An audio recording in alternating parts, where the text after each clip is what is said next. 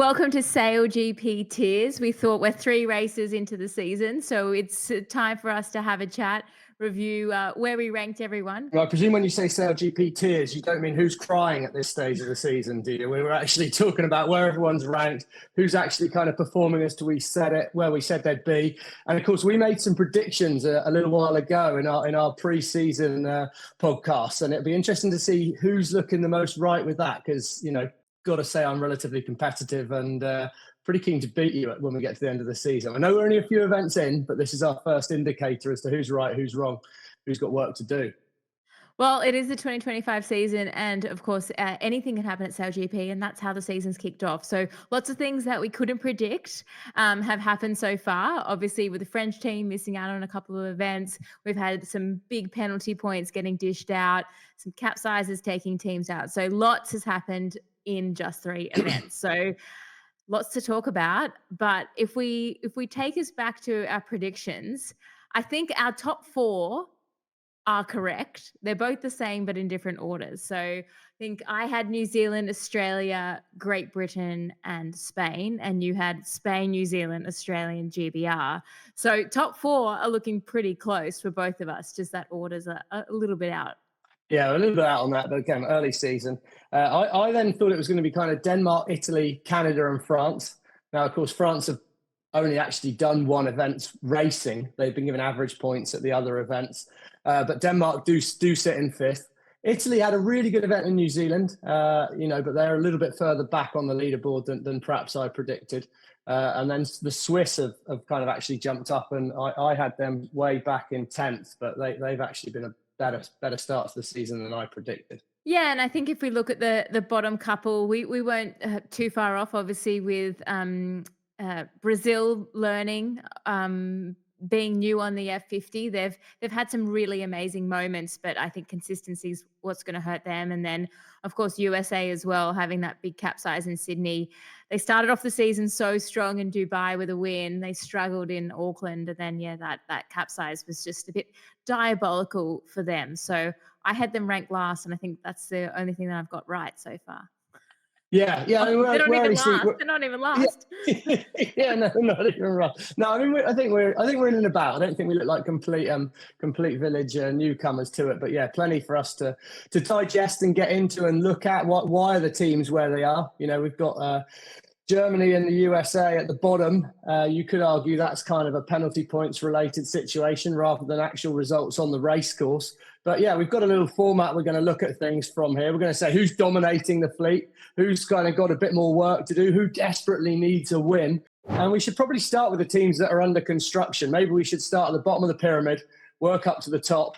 So we end the podcast on a positive note of talking who's actually dominating the season. But yeah, under construction, of course, we've got Italy new to the fleet this season, the Rebel Italy SailGP team. We've got the Mubadala Brazil SailGP team. They're new to things as well. And then still we're giving credit to the USA SailGP team and to Deutsche Bank Germany SailGP team as putting them in the under construction phase. I think for me, I'd almost give them another tier, but God, we could have tiers coming for days, couldn't we? So what's been your view on it? Why don't we go straight in with Brazil, Lisa? I know you're very friendly with Martini, and what do you make of how they've been getting on?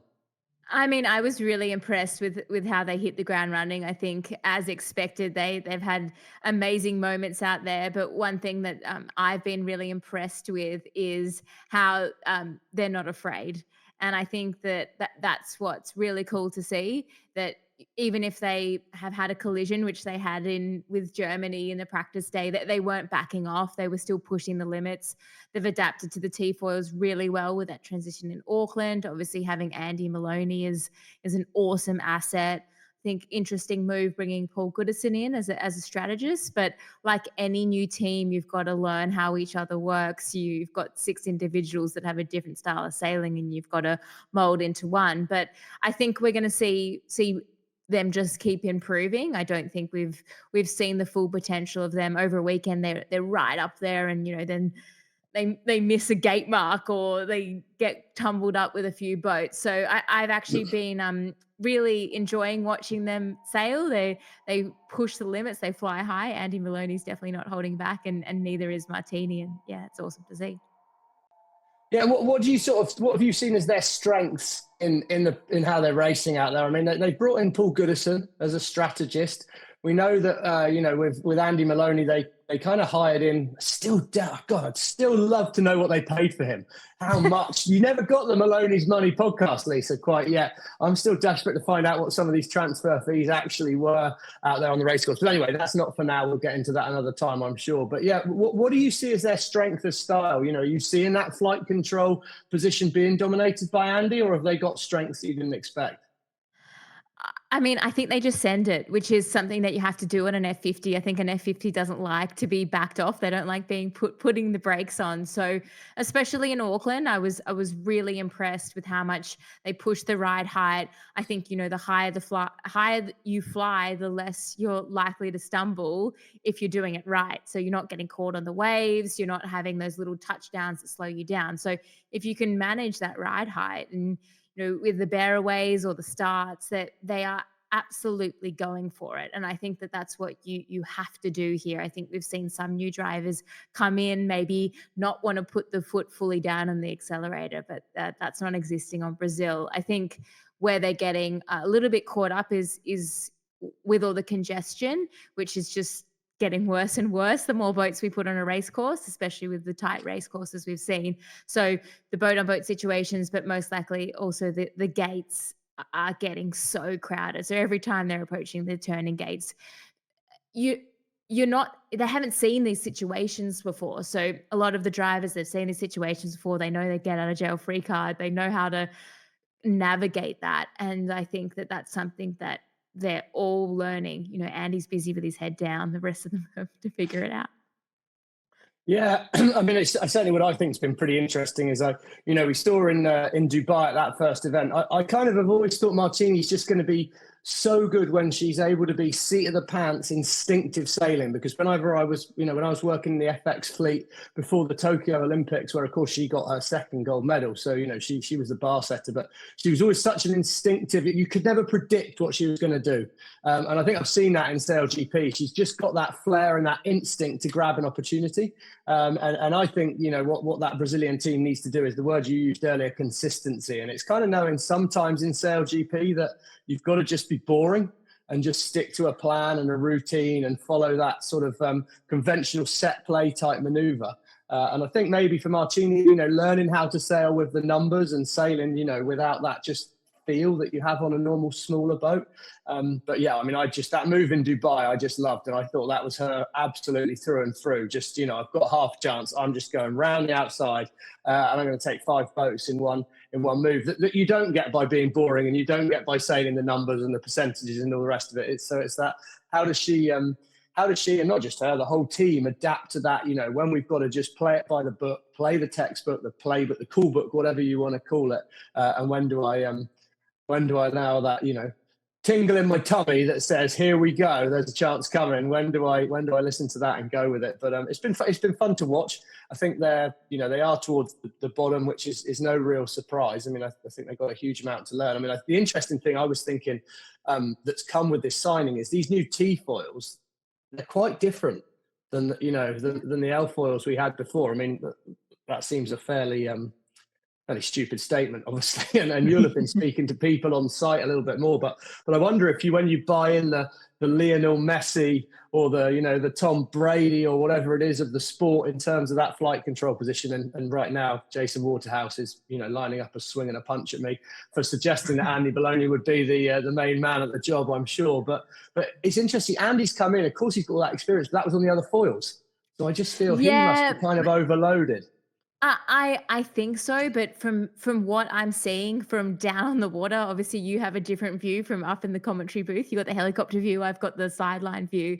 Is that the best flight controllers that we've seen over the years are shining brightly at the moment as well with the new T-foils. So think Luke Parkinson, Jason Waterhouse. Those two guys have always been right up there with flight control, and I think getting onto the next team with Red Bull Italy, even Jason Saunders from the French team, he's had a lot of experience as a strong flight controller. When he jumped into that Italy team in Auckland, all of a sudden that level was raised. He'd never sailed with the T-foils before.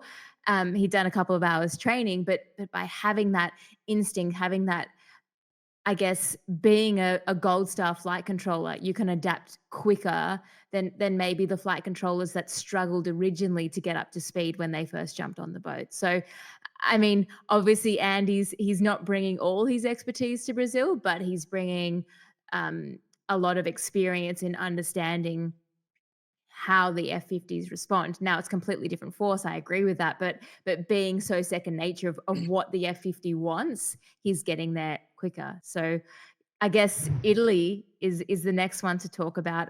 What's your view been from up in the sky? Well, I think one of the interesting things that maybe we'll talk about when we go through all this is if you've got one or two new people in a role at the back of the boat. So when I say that, I mean a flight controller, a wing trimmer, or a driver. I think if there's only one new person in that role, then it seems quite okay to slot in and it all worked fairly well. And I think Italy have almost given us the best demonstration of that, because they went out, spent big. They got Kyle Langford to come in, and it's going to be interesting to see how Kyle Langford feels with the Australians going pretty good so far without him. But Kyle's come in, and obviously, he's just a solid team member there, and so much knowledge and so much experience. But then at the first event 1 and event 3, then it was Andrea Tessi came in, and of course he's new to the flight control position, lots to learn, and they've perhaps not been as good as I expected. In New Zealand at the Auckland event, Jason Saunders from the French team stepped into that flight control position. Boat looked a little bit more stable. I mean, I don't mean this disrespectfully on Andrea at all, because he's new to the role, but I think it just shows he's got a lot of learning to do and a lot of work to do, and that's a lot of pressure on him for me, because when they got Jason in the flight control position, it probably freed up a little bit more bandwidth, a little bit more headspace for Carl Langford to either be able to focus on helping with Ruggi, or just actually get his head out and race the boat as well. But once we went to Italy, when we went to Auckland, that was the Italian team I expected to see, really. I thought, oh, here we go. I mean, they nearly made the final in their second event, if you can believe that, and what was really quite challenging conditions. So I've seen that potential. I think fundamentally I've been a little disappointed with the Italians. I mean, my prediction was they were going to be my real surprise team. I had them, where did I have them? I had them coming in 6th at the end of the season. Now, as you alluded to before the show, Lisa, there's a long way to go, and to see where our predictions actually fall correct or not. But I thought Italy would be a little better, but when they did get to Auckland, when they did have that little bit more experience, Ruggi showed us he had the ability around the race course there. Of course, Maya Frascari on the back, she's got so much experience again in that strategy role that I think she was probably had a more stable platform to work with from a strategy point of view. So I feel like the Italians really show us that difference between if you've got only 2 new people on versus if you've got just one that hasn't done it before, how much easier it is to be on pace as a team. And so, I was sort of impressed, but I feel Andrea, Ruggi have got a lot of work to do to fast track that learning. So they really are, this under construction, I think they're the classic example of that, almost more than anyone. Of when the construction's solid, they look really, really good. But little work to do. Yeah, I agree with you. I think if we break it down, I think there's sort of 2 things when you look at the F-50 is one, it has to be a super stable platform so that you're hitting those top speeds, and 2, that stable platform allows you to make good tactical decisions, sail less distance, find more wind. So I think that's the problem that they're having when you've got so many new people, is you're so head in the boat, just, okay, let's make this boat operate at its optimum, that it's hard to be able to make those good tactical and strategic decisions. So by taking that variable out and putting Jason Saunders in, it was a nice replacement for them, very convenient, and I think that they worked together quite well, Andrea and Jason, and I'm sure that they both got a lot out of it. But yeah, I agree with you. I think that we are going to see some great things from that team as they get more and more experience. Obviously, having 3 third-place finishes in Auckland goes to show the potential, but it's just so hard to learn while you're racing, and that's the unfortunate reality that they face right now, the Italian team. But there's the next team under construction is USA, and obviously they've been in this league for about a year now. They really show that they like the Middle East, which is convenient considering the finals there, but they got to book a spot in the final to be able to make it in Abu Dhabi. But yeah, winning, not winning in Dubai, but making the final in Dubai was went to show us what they've got. They obviously do things very differently on the team. They had some moments in Auckland, some amazing starts. They were right up there, but then they would have a diabolical situation, and almost capsize or a big bow down, and then taking themselves out of Sydney was just rock bottom for them essentially. Yeah, I mean, I've got an interest. Well, not interesting necessarily. I think the move with having Anna as a full time Anna Weiss as a full time grinder. I think when they go to 4 on the boat, there's two things. Once we go 4 on the boat, so I'm talking here Dubai, everything's happening a little bit slower. Tends to be kind of a little bit less foiling. We were jumping up on the foils a little bit, but I think that suits Taylor. Taylor comes from a slower boat, more planned out, precision type sailor. And I think I'd put Taylor and Marcini at absolutely opposite ends of a spectrum of, instinct versus, calculated, cold, accurate. Martini, that, flair, almost Brazilian samba. I mean, you can see the samba dancing in the Rio Carnival coming from Martini most times she gets on the racetrack. But for Taylor, it's that cold kind of, maybe MIT, Harvard, calculated, a thoughtful way of going about. I don't know what I'm doing. They're just names I've seen from Gossip Girl, probably. But we're into some serious detail here. But no, Taylor's got that precision and that slower boat in the pre-start. I think he's so good at the starting in that lighter breeze. And in light winds, if you can get ahead, it's really hard to get past. Because the disturbed wind from the boats ahead, there's way less opportunity. The starting importance goes up. But I think the other thing is Anna Weiss, compared to all the other strategists, when she goes into, most of the other, sorry, she's not strategist, she's grinder. When all the other teams have to take their strategists from the back and put them onto the handles. So Hannah Mills is about 5'1" and 58 kgs or something like that, and she's really got a job on getting those handles round. Whereas Anna on the handles she's just awesome athlete, isn't she? You watch her Instagram, the US SailGP team Instagram, watch her in the boat. She's got so much power. So when they go 4 on the boat, her in that grinding position is just a massive advantage because they've got so much more control of the wing than the other teams in that situation.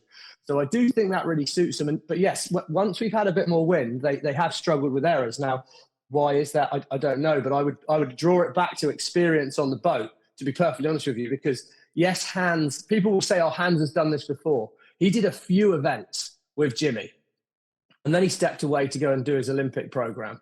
He hasn't done all that much. Jeremy, he's not done a lot on the wing. Taylor's not done a lot driving, and is comes from perhaps slightly more of that slow boat background with it as well. So I kind of feel we're looking at that back three. They've almost got a 2.5, if we're giving Hans half for having done it a little bit more. They're all kind of learning on the job. Now, we're talking about a multiple world champion in Taylor. We're talking about a world champion in Jeremy. We're talking about Olympic medalist. So I'm not, there's no part of me saying they're not good sailors, but what we're trying to do now is SailGP, and we're in foiling catamarans, and they are quite inexperienced in that part of it. So yes, it's under construction, but the challenge for the US team is, where's that experience coming from? Where's the knowledge and the how to do these things, the learning coming from? Yes, we can go into the Oracle cloud, we can look at it, and you'll hear a lot of things where everyone says data's king. I think the question is the king.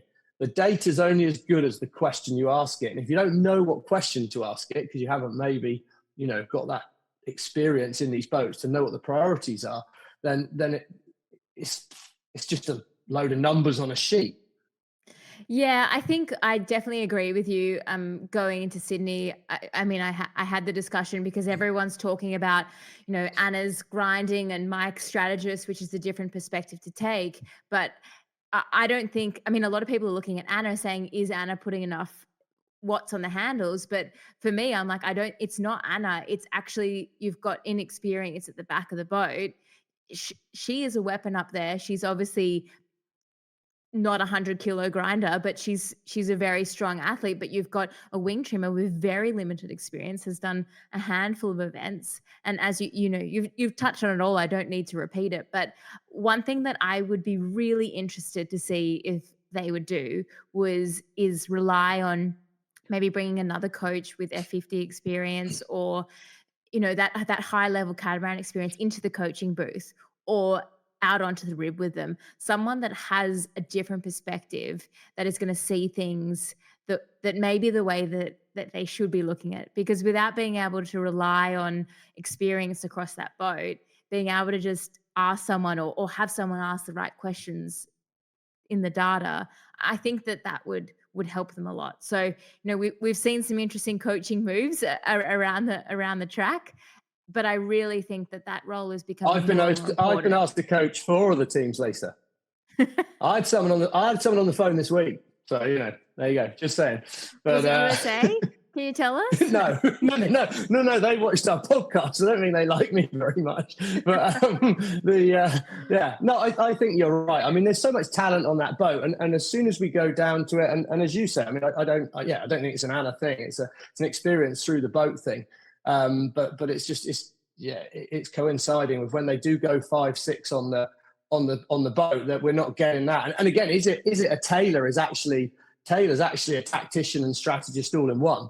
And when that information's coming on, that role's not quite working with the strategist versus tactician role. Is it? It's so seat of the pants. I do think strategist has got to stay super big picture, and the driver's got to make those sort of snap decisions. And so interesting for the US. I mean, it's been a tough start, hasn't it? If there's any team that needs a bounce back, we're about to go to the USA. They would have been buzzing after a good preseason. They got the most time in the boat in the preseason. They did a fantastic job of getting the most training. Came in with a bang, won the first race. Here we are, baby. We're into it. Season 5, and we're fully kicking off here. But then did a fantastic job to get to the final in the podium. They were winning that podium race. I think everyone was winning that first race in Dubai. It was an absolute classic of a final, wasn't it? But yeah, it's been tough. And with what happened in Sydney, I mean, that was, it wasn't really acceptable. That was a mistake that just shouldn't be happening at this level of the sport. And they'll know that. I mean, like I say, we're talking about multiple world champions the whole way through the boat. So no lack of ability on there. They've just got to, reframe it, turn it around, come back, LA, see what they can do in this next American leg. So there's 2 events going to come real quick, and we're nearly going to be over a third of the way through the season by the time we've got to the end of those, and the points are stacking up fast. So yeah, USA, plenty of pressure. More pressure, less pressure on Germany. I mean, I kind of liked how they came in season 4. They seemed very systematic, very functional, really working through almost in that, I don't know, very stereotypical for me to say, German efficiency kind of way of going about things, very logical, very routine, and just slowly getting better through the season. But they struggled kind of a little bit in the first event. Average in Auckland, had some moments. And then Sydney, I mean, firstly, and you can tell me this, Lisa, they got Phil Robertson in to coach. And obviously now Phil is like one of my favourite all-time SailGP drivers, because it's just like the Wild West. Here comes gunslinging Phil Robertson's coming in hot. And Germany got in, I don't know whether he came in that coaching role and thought, I'm going to motivate everyone, I'm getting fired up, we're going out there, we're giving it, we're going to be really, we're up for this practice day. And he slightly, in his first day on the job as a coach, got them a little bit overhyped up. I don't know what you thought, but yeah, what was it, 22 penalty points on day 1, and effectively maximum season penalty points before we've even done the first race? Yeah, it was diabolical, to be honest. I think very disappointing, and they were really upset. But I mean, if you've got maximum season points already and it's event number 3, well, I mean, you've got nothing to lose going forward, so you may as well keep pushing. Yeah, it was really gutting for Germany. I think it's quite interesting listening to the onboards. Obviously, their strategist is yelling tack, tack, tack. But when you get such a narrow race course like Sydney, there's a lot of crossing back and forth. So therefore, you're having a lot more situations. Now, that still shouldn't have happened. I think what I saw in Auckland was so incredible to see how many people were avoiding situations and just staying out of trouble. And then I think Sydney, everyone thought, oh, we can breathe again. There's a little bit more room. And yeah, it didn't end up that way. There was collisions all over that practice day. So I think it was interesting for Germany in Auckland watching them. They had some really amazing moments. They had quite a few tech issues with their board, so I know that they were disappointed with that, which isn't really an excuse. Everybody has tech issues throughout the season, and you just have to deal with them. But I think it'll be really interesting to see which way they go, because when someone has a big collision, historically it goes two ways. One is they become over conservative, or the other is they learn from it and they improve. And Eric is an amazing sailor. He has a couple of Olympic medals, and they have a really good team. They should be doing better, and I think they're one of those teams that if they do a couple of things a little bit better, they can really be up there. We've seen them. The starting can be incredible. Their racing can be incredible, but it's about stringing all those little things together. And I mean, the consistency from just event to event and race to race is just not there for them at the moment.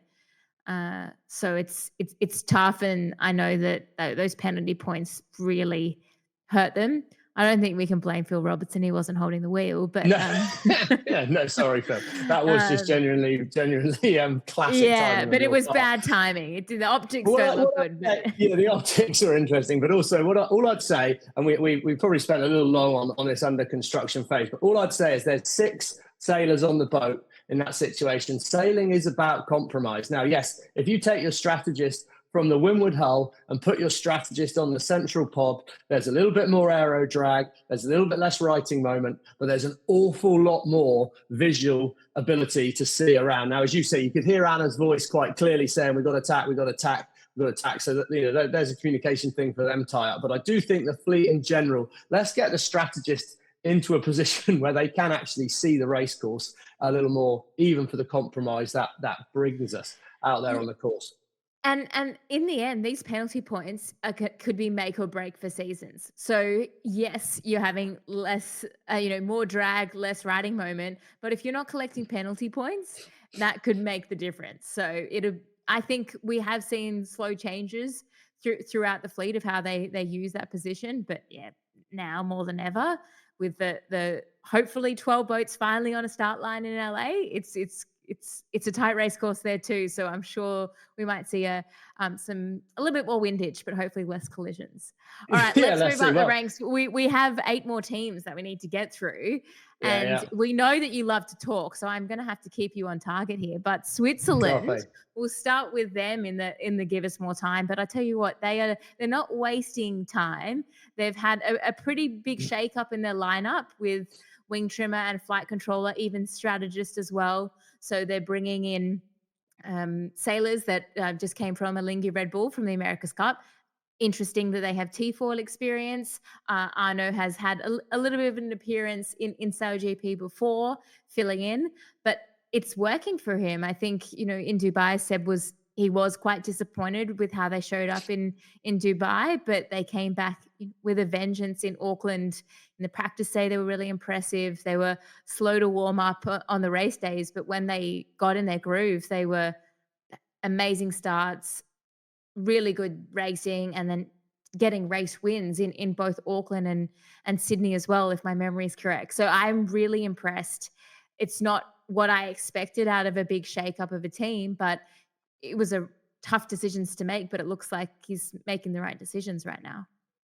Yeah, and a lot more horsepower on the grinding handles as well. I think, this is something as the season goes on and a bit of breeze and that horsepower going through those grinders. They've got Matt Gottrell, Olympic rowing gold medalist, Stu Dodson. They've got some big horsepower in the front of that boat when it's needed, which is helping Arno out on his wing trimming. But I think, Arno's done a good job. He's been a loud voice when you listen to the onboards. He's really giving Seb that feedback he needs.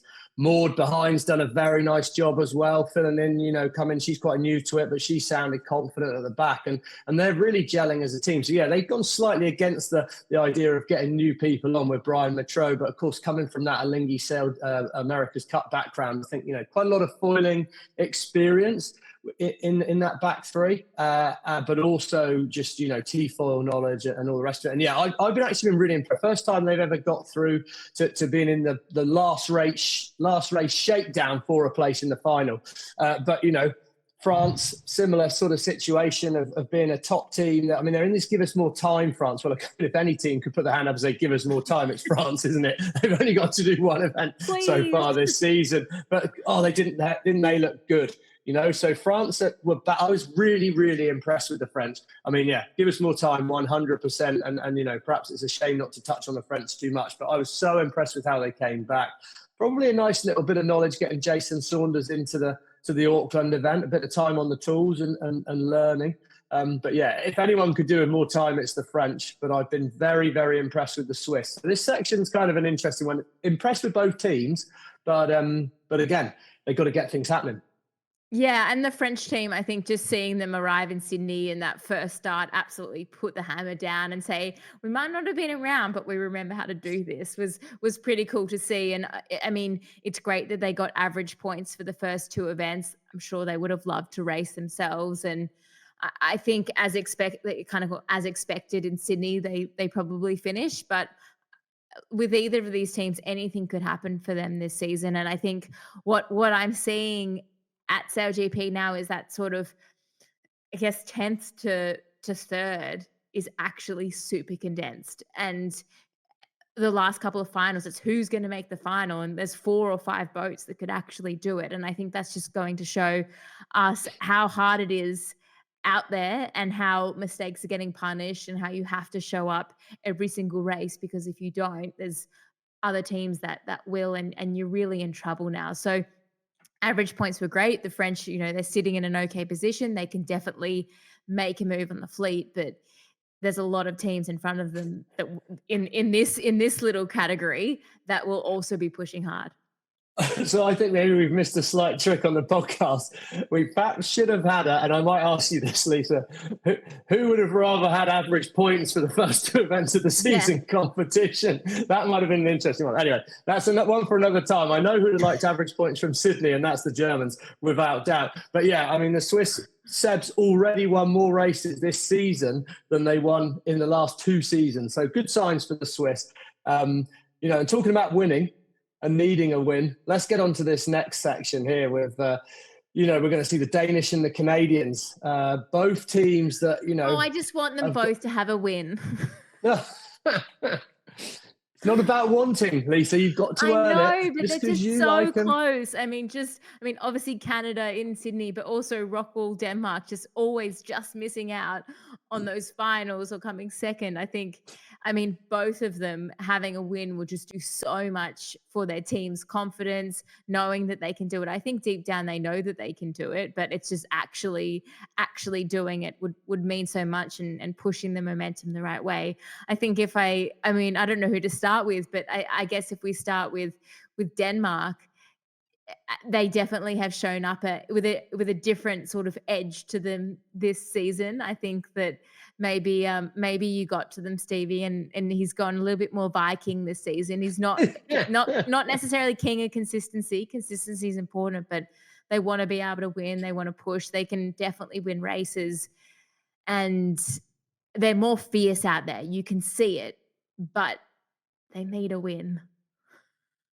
They do need a win, don't they? And I it's interesting. You talked about the effect of a big crash, and of course, if we go back to the New Zealand event last season, where the wheels effectively came off the Rockwall Denmark Challenge for a place in that final 3 races, they looked so impressive and consistent all season, and they had a crash, and then they did kind of they did have the wheels come off somewhat, and I just feel like, yes, it's interesting because you're obviously on the ground with them, talking to them a lot more than I do. I get little snapshots and to find out how they're looking. And they've made some nice signings. Ed Powers, the Swiss Army knife from Australia, came across to join that Danish team. And And then look at the results. I said they'd be fifth, and they're sat in fifth, which, again, is slightly me blowing my own trumpet, at least with another correctly suggested. We still have 11 events finish to go, so don't get too excited. Copy that. Okay, yeah, but so they're right in there. They've probably got the start to the season they want. I asked in an interview on the show in Sydney. I said to Nikolai, how are they feeling, and he was really suggesting we don't want penalty points. We've got to avoid those mistakes. We keep chipping away and going for it. But when you look at the results, there's already a gap between them in fifth and the boats ahead of them in the top four. The big four that we're going to come on to in a minute, but. Yeah, I feel for Denmark. They just so desperately need a win because there is just that element of mid-fleet to them, and they've been a little bit more shoot from the hip, and they've shown us what they've got. I mean, they looked imperious on that second day in Auckland in some of the trickiest conditions we've seen, really. That was a good word, wasn't it? That was the full repertoire of my vocab, getting imperious in for you there, so you almost looked impressed. But they have looked really, really quite good. When they can, but they've not quite got that backed it up without avoiding positions towards the back of the fleet. So I don't know what it is that they need to do. I feel it's starting based. I feel their starting hasn't quite been accurate enough just yet. When they hit the line fast and they're close to the line, yes, they can go and win the race. But they're just too often getting caught up in the traffic in the last 30 seconds, and they're not able to execute a good start. And then, when anyone's towards the back of the fleet, you need a little bit of luck to work your way through. Free coaching advice from Stevie Morrison. Next free. team. You can mail the check too. Anyway, Canada. North Star Canada, they obviously have a new driver to their team, but not so new to the league, Giles Scott. They had it in Sydney. They were leading. They had a couple more marks to go. And of course they lost it to Emirates Great Britain, who did an amazing job to find more pressure and get the shift. But talking to them after, they don't think that they would have done anything differently. It was a really tough maneuver to be able to do a jibe roundup. So I mean, it was so shifty on that day. Obviously they would have loved to win that, but I think for them a second place in the third event of the season with the new driver, I think that gives them a lot of confidence still. And they look good. They look good around the racetrack. I think, especially after the scare that they had with Billy in Auckland, which was so hard for them to have to sit on the sidelines, to then come back and push the limits of the boat. For Billy's not afraid, even though he got a bit bashed up and had to look after himself. He's not afraid. And I think that's the hardest thing on these F50s. And I've been banging on about it a bit, but you've got to push. You can't hold back. And that's what they were doing. So tactically they sail really well. I think last year we saw the inconsistency with Canada. And I think in our preseason podcast as well, Steve, you said Giles is going to bring that sort of level-headedness to the team. I think professionalism as well, and the way that they look at things maybe a little bit differently. So yes, they do need a win, but for me, I think they're moving in the right direction. Well, and that so nearly was a win. I mean, everyone's got an excuse. It's very easy sat there watching. I still have no idea why they didn't tack at the moment that Great Britain jibed and went to split left turn. I mean, I'm friends with Joe, their coach. He lives in the same town as me, and I was texting now. One interesting thing is his thing was saying, I don't know if we had enough oil to do that. Well, I don't know what you're hearing on the ground, Lisa, but now that the T-foils are able to move forward and back as we were used to with the old foils to fly higher, fly lower, they're able to move those, but they're able to go in and out as well with what we call the cant. Sideways movement of the foils. And that means there's more oil needed to be used, hydraulic fluid to actually get that happening.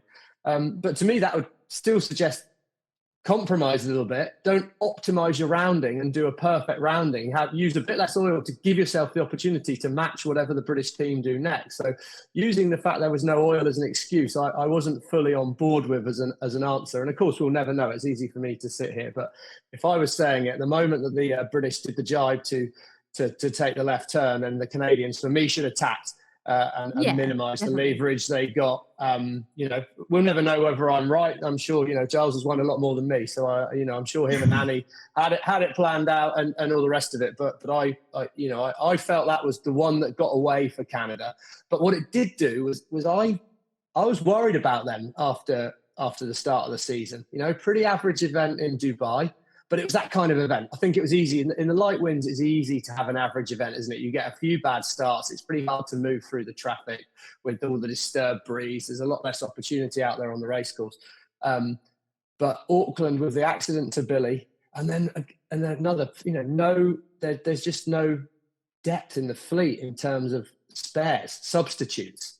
And For I think this is a everyone, team. not just Canada. I know, and Yeah. I think more than just Canada are going to come full foul to this, and that's a question the teams have really got to look at: is how do we upskill more sailors to have that little bit more depth in our squad? Because we saw from Canada, they didn't want to just put in, they got Cooper. I mean, Cooper's been to a couple of America's Cups. He's an incredible sailor and had done a few minutes of flight control, but didn't feel it was safe. Probably rightly. Fair decision, yeah.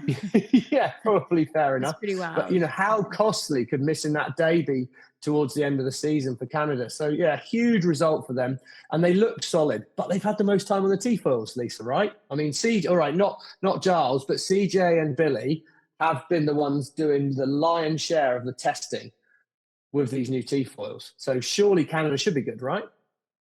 I mean, yes, they should be good. I think I spoke to Billy about this, and he's going to say they don't have an advantage because they had to do this very strict testing protocol. But I definitely think that the earlier you had that experience with the T4s is certainly going to help. But that they would have been kicking themselves sitting on the sidelines in Auckland. Obviously, so stoked that Billy was actually okay because that was pretty scary for the team. But yeah, having experience with the T4s and mastering those has been everything. And I think one thing we're not there yet. We still got 3 events before it, but we're going to have light air T-foils coming up later in the season. So another bit of a change. So I'd love to go into the tech of that, but we have to go to the next tier, and that would be we should just say both of us, Lisa, had Canada as 7th, and they're currently 6th. So well done, Canada. You are overachieving our expectations, but yeah. Get yourself a win, and the world is your oyster. Everyone would love to prove us wrong in the positive direction, I'm sure. Yeah, so so far so good for Canada. But I mean, the next 3, they're pretty obvious. They were the top 3 in last season's championship, and that is can be dangerous. So we have Australia, the Black Foils, and then of course the Spanish team, the winners of last season. So can be I think dangerous. they are dangerous. They are dangerous. We're going to get shot for this. All those teams are going to be absolutely blowing up at us saying can be dangerous. But the reason you're there, guys, is because you're not top of the leaderboard right now. And actually there has been, but also they have shown weaknesses, haven't they? All of these teams have missed finals at different times. And have shown chinks in the armour. I'm going to, I'd quite like to start with the Australians if I can, because I actually feel like they are the best team in the fleet right now. And bar one mistake at the start line in the final race in Dubai, where they'd been so sort of dominant and they've looked so fast. But I don't know, again, what it's like down on the ground, but from the outside, the Australians look the fastest boat on the race course, Lisa. Is that the vibe you get in the camp? I think watching the Australians, it's so impressive. I think in Sydney, I think out of nearly every race, they were top 3. And that last day, they got top 3s in all the races. Obviously, the light wind, they could have made that final. They just missed out on countback.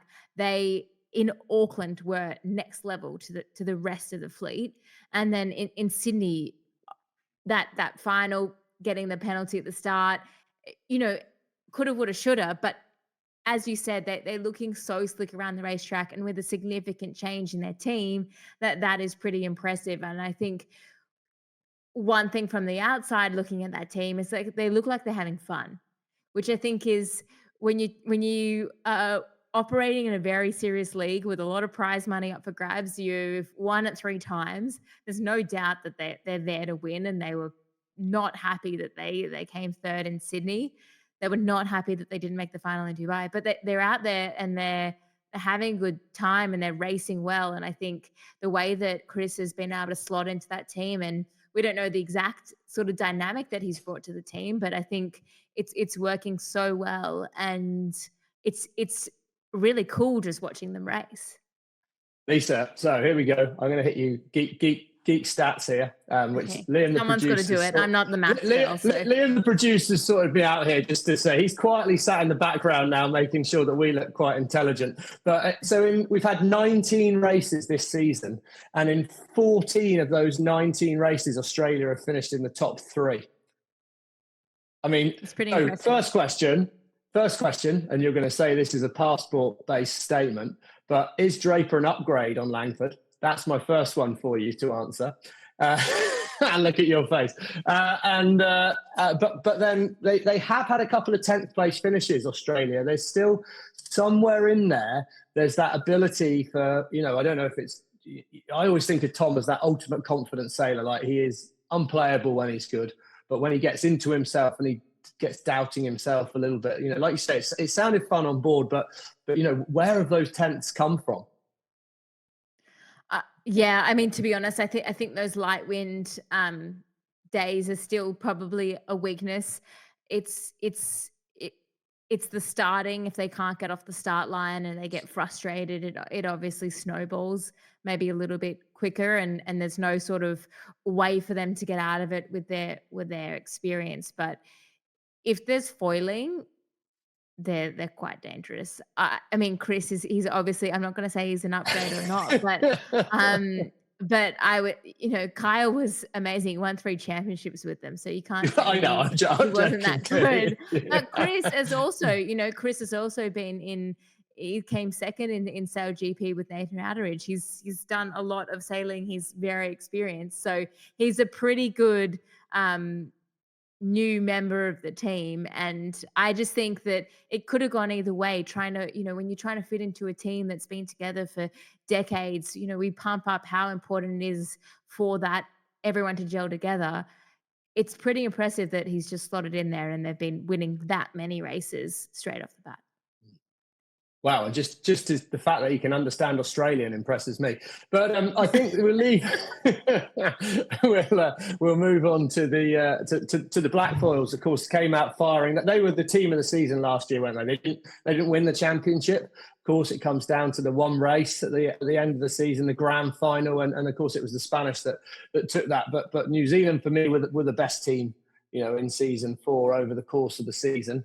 Just being the best doesn't mean you get to be champions, but they're in that. So yeah, again, it can be dangerous, but I think this is fair right now. I mean, We've seen some absolute chinks. When we were in Dubai, foils, slightly lighter winds, and they look pretty good, but they've got Leo Takahashi in on the flight control position. Again, a lot of experience. He was in there, got to the final with Nathan Outteridge and Chris, funnily enough, with that Japanese team. So, we're talking about a pretty solid sub-in, but hasn't got a lot of T-foil experience, wasn't involved directly in those America's Cup teams like Jason, like Brian Matreau, like Andy Maloney, these sort of flight control, like Mark, and it's kind of like it's quite a big deal for that there. And they looked, in New Zealand in front of home crowd, their handling was shocking. And I always thought they were the best in last season because their manoeuvring was so good. So when they were in the pack, they could just swing a tack in, they could swing a jibe in because they would not lose much distance. Oh, now we've got some space. Now we can put the hammer down. We're going to start making some moves. Where they crashed off the foils quite a few times in Auckland. They crashed off the foils on the first day in Sydney. And I was like, oh, wow, Leo, God, he must be feeling seriously under the pump right now because, I don't know. Again, this is my probably naivety, but I'm looking at it going, boat's not foiling very well. Boat's crashing out of the maneuvers, flight controller, so you can't. And also, he's not Pete Burling or Blair Tuke, is he? He's not there, Pete Burling, Blair Tuke, Liv Mackay, Marcus Hansen, Louis Sinclair. All these people are, they're the stalwarts. Leo's the new kid on the block. But then on the last day in Sydney, it was like, oh, hang on a minute. We've learned we've learned how to do this again. And they looked awesome, didn't they? The Kiwis suddenly looked like they were on fire. Now, I don't know, I've not quite got to the bottom of why that was. It was nice to hear Pete actually turn around and say, and Pete, Pete and Blair are pretty good for putting their hand up, but they did actually say we weren't good enough. There wasn't any turning around and complaining about tech or the boat or the tools. They said we weren't good enough and went on. But yeah, what are you hearing? Well, I think it was in Auckland, they had quite a few tech issues, but obviously they still had boat handling issues, and that wasn't wise. So, in Sydney, they definitely looked at themselves. But I think with the Kiwis, it's hard because for Leo, it's such big shoes to fill, and you're not just filling Andy's shoes; you're filling like this team's expectation. So, for still a relatively young sailor who maybe hasn't been in a lot of high pressure situations in his life, it's hard to be able to step into this team that's expecting you to be at this level. And you know, he'll definitely get there. He's shown glimpses that he knows what to do. But I also think it's hard for Pete and Blair because they're so used to being able to just do their jobs, and maybe they're trying to help Leo out a little bit more. So maybe, that tactical side that Pete is just so good at, he might be a little bit compromised because he's focusing more on the boat speed, trying to make sure that he's then, just giving a little bit more energy to help Leo out, because yes, the flight controller has to do a good job, but when you have a good wing trimmer behind you or a good driver, they can cover your mistakes or make your mistakes less painful. And I think that goes back to what we started this podcast with, is if you've got one new person, you can lean on the other two. But if you have two or three new people, that's when the wheels start to fall off. So I mean, they're not going away. I think the Kiwis are certainly very good learners. They've shown that throughout this whole thing, that they're here to do well, and I think that they will ask the right questions and they will look at the data, and it's just about getting that confidence for Leo. I think if we get difficult conditions again, like we saw in Auckland, yes, they will struggle. So it's going to be that consistency piece. But right now, it's really only Australia and the team we haven't spoken, one of the teams we haven't spoken about yet, Great Britain, that are looking really consistent, but they're still both having bad results around the track as well. So Black Foils, they're definitely not going away. That fifth place really hurt them in Auckland. They were obviously gutted not to show up for that amazing crowd, and Sydney was just, having the boat basically fill up with water and take them out of the race was pretty painful. But yeah, I'm not counting the Kiwis out, that's for sure. No, and then of course third overall right now, the Spanish. I've done a good job of completely messing up the timeline of this by going for Australia first in this section. But anyway, we're going to go to the team that are currently sat in third, which is the Spanish. But they've only got to one final so far this season. That was in Auckland, where they looked good, didn't they, with that little bit of space. They looked really good, but they were seventh in Sydney. That's their worst ever event since Dubai last season. So quite a long time ago that they finished that far back in the fleet, which I think is two things. I think it shows the level of the fleet is tightening, the standard the whole way down the fleet. I also still think the Spanish need a bit of space on the racetrack to go well. Yeah. I think when they're in and around other boats, their manoeuvring is maybe not quite as good. Put them in a bit of space and they can just light the afterburners and get some pace on, like in that final where they actually closed in on the Australians. So some quite clear things for their coaching team to get into with them to look at. But showed they've still got the potential. But the fact they've had they've had that seventh in Sydney, interesting. Do you agree at all with that, Lisa? Yeah, I mean, watching them in Auckland, they were not racing to come second. They pushed every single moment in that final. So they definitely have what it takes. I think one thing last season was that they could always find space because no one was really thinking about them. Australia and New Zealand were looking at each other. Spain was really not on the radar. Whereas now it's like, they are the defending champions. They're not getting away with things maybe that they got with. They're not flying under the radar. So I think last season they could sail through the fleet, and this season they haven't been able to so far. I think they do sail quite tactically strong, that they do push the boat. The boat is, when they're lit up hard. So I think as they said, they can be very dangerous, but that will be a big blow for them, the 7th in Sydney, but it's so close out there. When you can look how tight the fleet is. It's that there is no room for error. There is no excuse. There is nowhere to hide. And I think that that's the crazy thing out there, and the really cool thing for us as commentators and as the viewers out there is the racing is just sort of next level now, because we don't know who is going to win the race until they cross the line. We don't know who is going to make the final until the final race of the weekend, and we don't even know who's going to win the final until the final leg. So for us as viewers, it's really cool to watch, but as racers, it's like, okay, I need to show up every moment of this race. And I think the Spanish, they got away with it last year because the spotlight wasn't on them, and they showed up when they needed to. But now, if someone could hurt them a little bit, give them a little bit of bad air, or maybe push them out of the way, or take the opportunity, they're going to. And that's a very different way of getting through a season. Oh, there we go. That says, everyone, do not get on a race course with Lisa Darmanin. She is ruthless. Quite clearly, she's lining you up. If she thinks you're a threat, you're getting the smackdown. That's a fair one. I think I should probably take us into the final section, Lisa, because this is going to pain you. I know that for sure. So we've got a dominant section at the top of the tree, which is going to go to Emirates Great Britain right now. And I'm expecting a fairly tight feedback loop on the socials on the message board below that on this section, that's for sure. But I mean, ultimately they are sat at the top, and they've been, they haven't really made the mistakes. They've made 3 finals so far, 3 out of 3. They've got a second in Dubai, third in Auckland. They managed to win in Sydney. And yeah, where Australia, for me, as I say, have been and probably are the top team. They're not at the top of the leaderboard because they're making mistakes. They're not dominant. Australia, they've got to all the, they've got to the finals. They got to 2, but they've only won 1 final.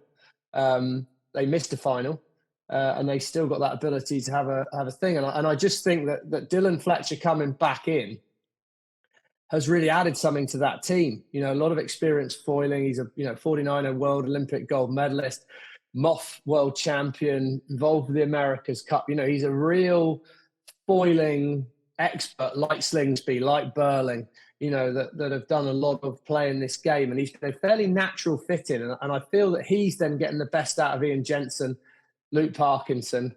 Add that to Hannah Mills as a strategist, couple of gold medals herself in the background there, and a big grinding unit. I mean, they're looking like a pretty solid team right now. Yeah, well, I'd just like to point out, just like you pointed out, Chris Draper is British, that Ian Jensen and Luke Parkinson are Australian. Yeah. So look, we're a bit even here. So no, but I agree. Dylan has created this new energy into the team. He's a fierce competitor. When he came second in Dubai, he was gutted he didn't win. And I asked him a question in the mix zone in Sydney about stealing the win off the Aussies in a fleet race. He said, "We didn't steal it. We won it." And that, I think, just goes to show, the type of sailor he is, that he'll take every centimeter that he can. And he was here at the very beginning when the SailGP kicked off back in 2019, racing the British boat. Ben Ainsley said, "Oh, thanks so much, but I'm going to take the wheel now." And, that was probably a big blow for Dylan, but he's gone off and done incredible things. And so he's got all this amazing experience. And I generally think with sailing, doing lots of things can teach you how to be a better sailor, and you bring all those little elements that you learn from different parts of sailing. But one thing that Dylan does have is he has this fast boat racing experience, and he can make decisions quickly. He can make really good decisions fast, and he's got an amazing team around him. So yes, they are the dominant team. They're at the top of the leaderboard. They've been in 3 finals, so they definitely deserve to be at the top there. But they're definitely not safe there either, because as we've spoken about, any of these teams can win races.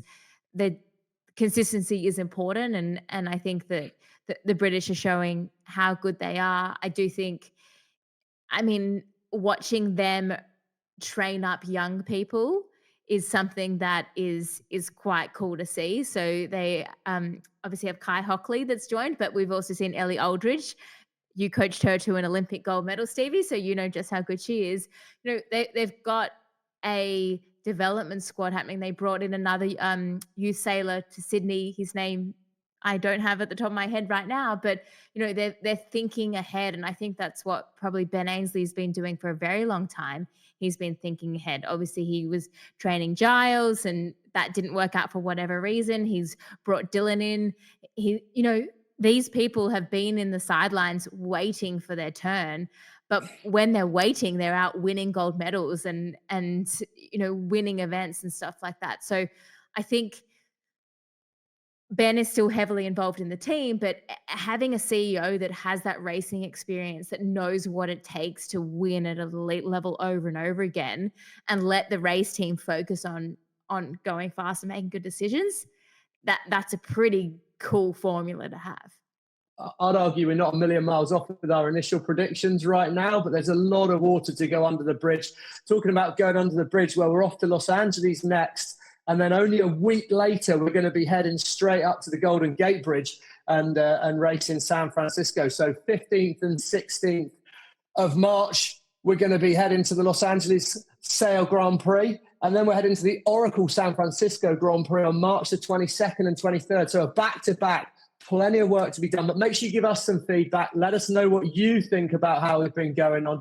And I don't know if there's any other predictions we should have out there, Lisa, but I'm just predicting some good action, and I can't wait.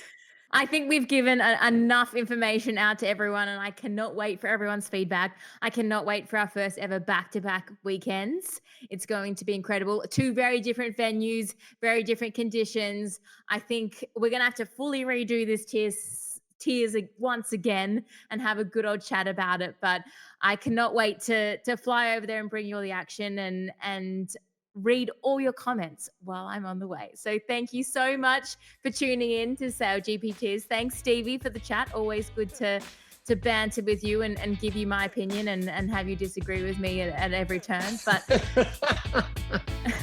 thank you so much, everyone. Let us know what you think and if you want us to talk about anything different next time.